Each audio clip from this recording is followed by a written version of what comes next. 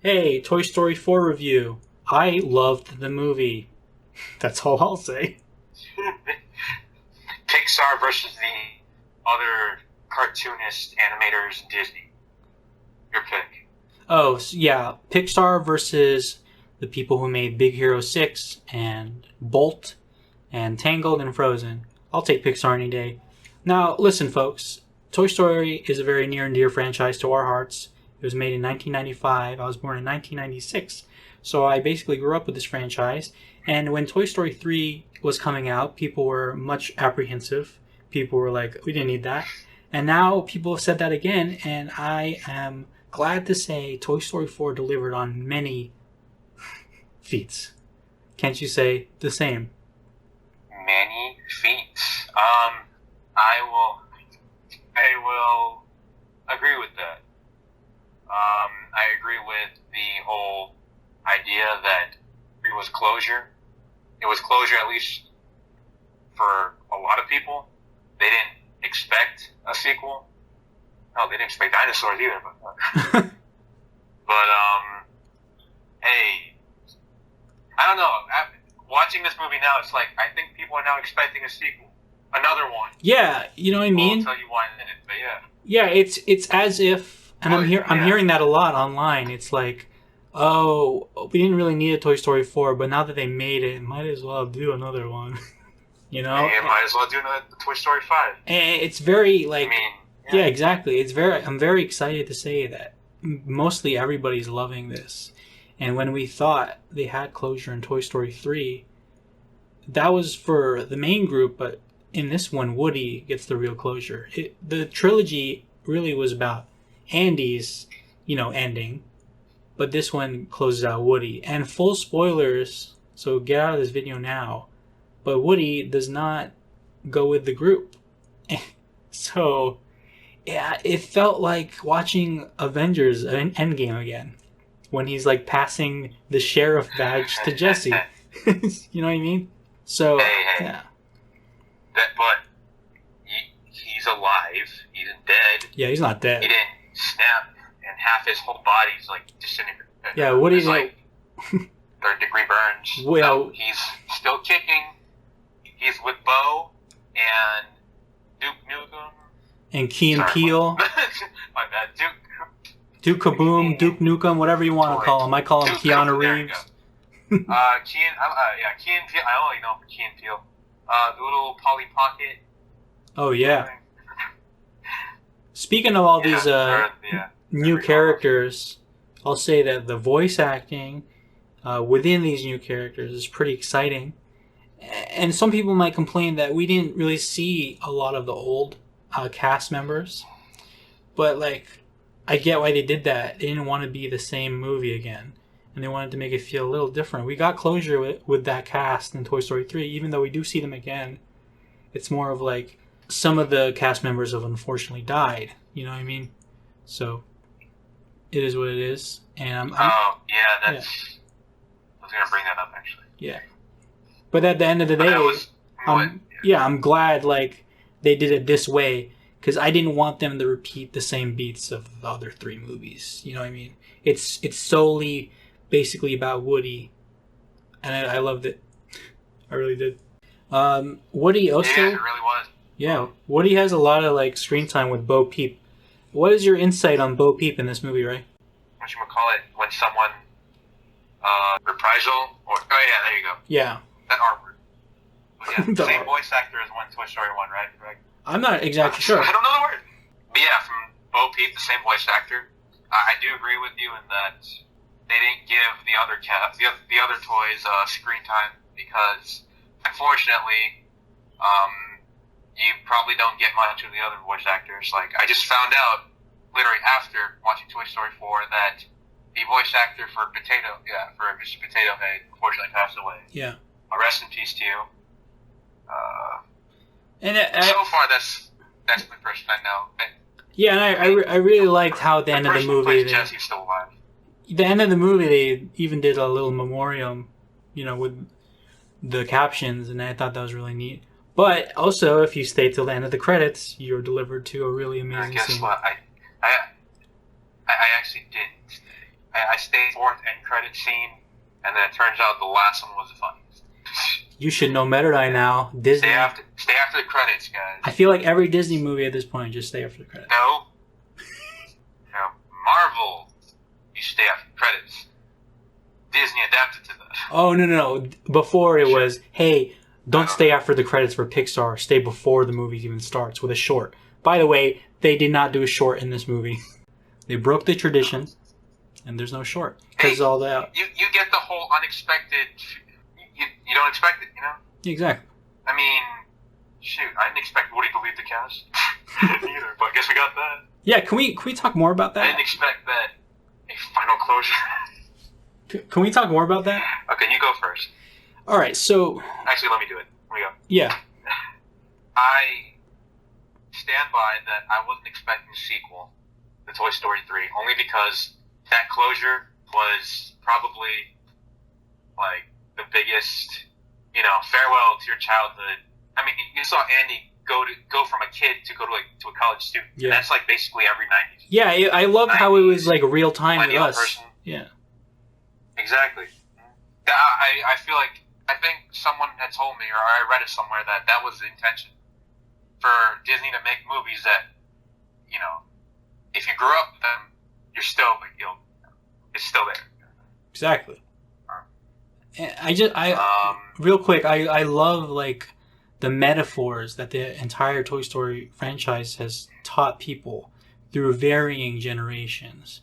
The first one, it teaches you about jealousy and envy, while the second one teaches you about like loss, and you know what I mean? And even the fourth one, there's like parallels and metaphors to like adulthood and like having kids. They say that very clearly in the movie, while the third is like, letting go. But this one especially, it goes into an existential mode of like, what do you do when the one thing you were destined for is now you don't have to do that anymore? What do you have left? You know what I mean? And that line delivered by Woody, where he's like, "It's all I have left." That was pretty incredible. You know what I mean? Yeah. I took after Buzz's line, "Bonnie's gonna be okay." That I was like, "Oh, this dude's leaving. This dude's not going with me." Yeah, I gotta say, I don't know why I didn't expect that, but I should have expected that. It was a hard, hard blow. It was basically. I was teased that. Yeah, it was Captain America just leaving again. That someone had told me that there was gonna be an emotional scene by Mr. Tom. Tim Allen. Tom Hanks. Sorry, Tom Hanks. Tim Allen. Yeah, he's like, I cried my last scene. I'm like, what the fuck do you need to cry for? What's gonna happen? You know? Woody's gonna die, dude. He's gonna get shot. It's gonna be emotional. I had a really bad nightmare about that though. It was pretty terrifying. You got a dream Woody got shot? No, I had a dream that a toy died, and the Toy Story characters were self-aware. Oh my god! I literally heard it's gonna be okay. Falls to his death. I don't know, right? It's a story for another time, I guess. Okay. So speaking of coming to life, what did you think about the new edition, Forky? To be honest, neutral. Neutral. I mean, yeah, like he fits. Like was necessary in the whole time plot. But I feel like they just wanted to prove that Bonnie's God. Like Bonnie literally created life itself, sort of thing. Yep. I was literally thinking about that the entire time I watched it. Like, whoa, this dude just came to life. Yeah. She did it twice. Oh yeah, she made Forky and then a new one. With Knifey Wifey. Okay, so speaking of Forky, I found him at first in the trailers. I was like, oh no, he might be an annoying character. But in the movie, and this is, kind of helped by the fact that he's voiced by Tony Hale from Arrested Development, I really dug Forky. I thought him to be a scene stealer, really funny, and I related a lot to him, because sometimes we all feel a little bit like trash. And Forky's a little suicidal, and I thought that to be kind of funny in and of itself. Oh yeah, that's that was Disney really is savage. No, the same.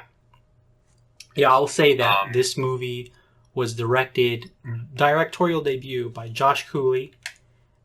Pretty well done, if I do say so myself. I mean, besides Forky though, there's other characters too. Yeah. My favorite would have to be Jordan Peele and Oh yeah. Duck and Bunny. Keegan Michaels. Mm-hmm. Yeah, I'm just gonna I just refer to them as Key and Peele because that literally was like that's them. I didn't know after we watched the movie, my friend had told me, yeah, that was like, dude, that's Key and Peele. And I was like, oh, the dynamic makes so much sense now. Yeah, exactly. Yeah, so I love. Can we talk about like their plush rush idea and how like the comedic delivery of that was so well utilized? You know, where they just that's missed again. Yeah, they that's key. they basically try to like murder the grandma. You see, and they turn into giants. They have laser beams. Oh yeah, I thought that was great. My favorite line was "to infinity and my foot." I saw that in the trailer, but when I heard that in the theaters, everyone was just like dying. You're like, he just said that, and it was delivered so well too. Yeah. Speaking of all the new characters, this movie really does shine on that, and especially with Duke Kaboom, Mr. Keanu Reeves, and Keanu Reeves has had quite a year. I feel I don't know what to say. He is kicking John Wick. And Cyberpunk. This is a movie. This is a movie video. But yeah, Cyberpunk. Always Be My Maybe on Netflix.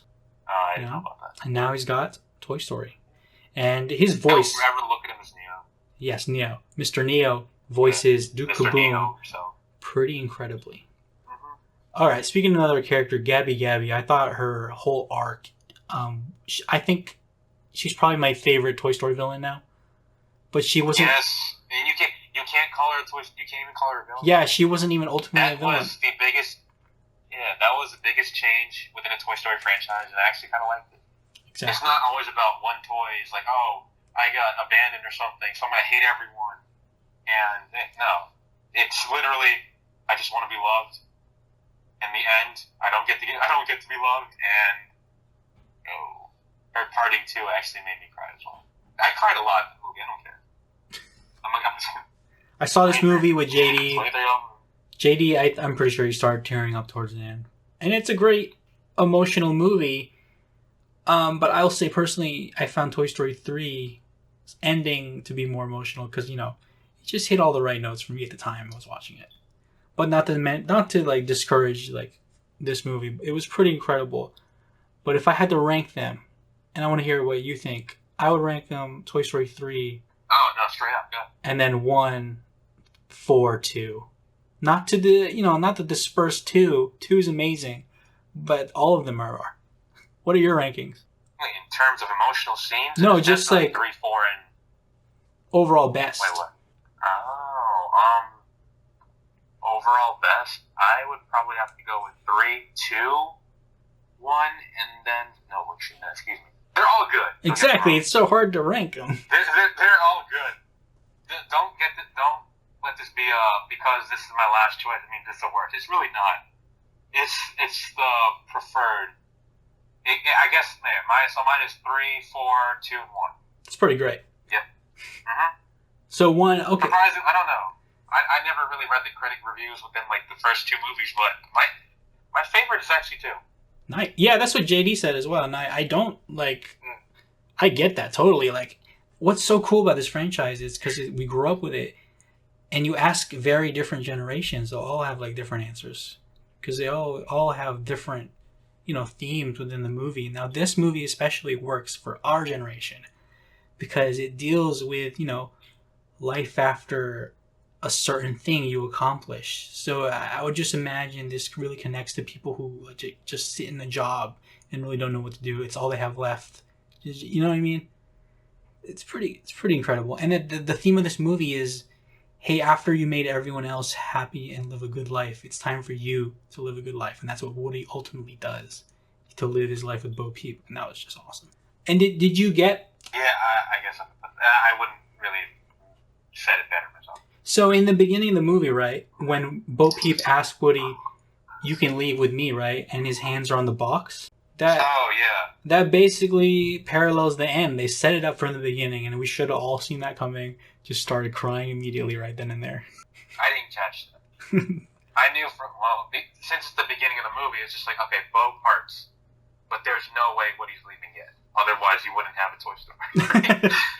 Hey, guess what? Now is part of the review where we talk about Easter eggs within this movie to finally close this video. So, Easter eggs I've caught was a Dynaco gas station. Did you catch that one? Oh, wow. Yeah. I caught that too. Yeah, that was... Right when you said that. That was pretty sick. You have a Dynaco character. Was it a gas station? Yeah, it was a gas station. I'm pretty sure I saw another action figure. So, for those who don't know, Dynaco is one of the companies, I guess, from Cars. So that's one Easter egg down. Another one would be, and I didn't catch this myself, there's a badge, the purple grape badge from Up is there. So there you go. Did you catch any? Oh, wait, yeah. Oh, my gosh. Okay. First off, never mind. I was thinking the dinosaur action figures from the last movie. Never mind. There was an action figure. You know what I'm talking about? Oh, yeah. Purple grape. Okay. That purple grape badge. I was like looking at my sister like, oh my gosh, they did that. No way. That's cool. That's a reference to Up. Okay, another reference. You remember the scene too? Yeah, I saw it. Do you remember that scene? Uh-huh. From Up? Yeah. No, like where that. No, yeah, isn't it when he just meets Bo Peep and they pick up some stuff? Like one of the sheep is like, that's the one. Yeah, one of the sheep is handing her something. Another one that I really enjoyed was Woody is hiding behind a lunchbox, and on the front cover of the lunchbox is a character from one of the Toy Story shorts they did. Now, if you guys didn't see the Toy Story shorts, those are pretty great. And when people were complaining that they were going to do a sequel to Toy Story 3, I said, hey, those shorts are after Toy Story 3, and they're pretty great. If they're anything like that for Toy Story 4, this movie's in good hands. And they were. You should check out those shorts. I don't think you've seen it. They're legit? Yeah, Toy Story character shorts? Yeah, they're legit with actual voice actors. They made quite a few right after Toy Story 3. And breaking news. Bonnie's toys and Andy's toys? Yeah, exactly. And one of them even has like Bonnie's toys heavily. There's another one, Toy Story of Terror, which heavily features Jessie and her PTSD. So it's pretty good. Oh my gosh, alright. Breaking news though, they will do new shorts for Disney Plus of Forky and other people. So, there you go. Hey, let's wind down this little review. Closing thoughts, Ray? Straight up. 8 out of 10. 8 out of 10? Movie, is it the best thing I've ever seen in my life? Well, it's pretty good. It's up there, you know. It's close to what was supposed to be closure. Yeah. In Toy Story 3. I feel like you can't skip this movie. No way. You have to watch this in your marathon. Yeah, if you want to. Yeah, you have to watch it. I don't know anyone who won't like this movie if you liked all the other Toy Stories. You know, my only complaint right now is that Buzz was stupid. Okay, I have heard that complaint, and to that I say, he's only 10 years old. Sorry, 25 years old. So people have their stupid moments when they're 25. Okay, he's not stupid, but it was like, oh, I thought you're way past like the consciousness thing. Yeah.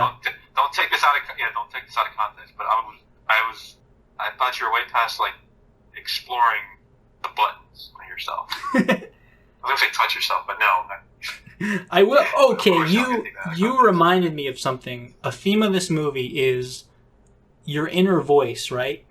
And Woody's voice is telling him, "Go say." Ripped out of his body. Yeah, exactly. The voice box is ripped out of his body. I didn't notice that. Wow. And his inner voice is telling him, "Go save Forky. Go with the team. Let's go back to Bonnie's. I need to be home." But when his real voice is telling him, "I want to be with Bo." As soon as he sees Bo, which was beautiful, by the way, that was done, he wants to be with her. But he just doesn't really know it until his friend says it.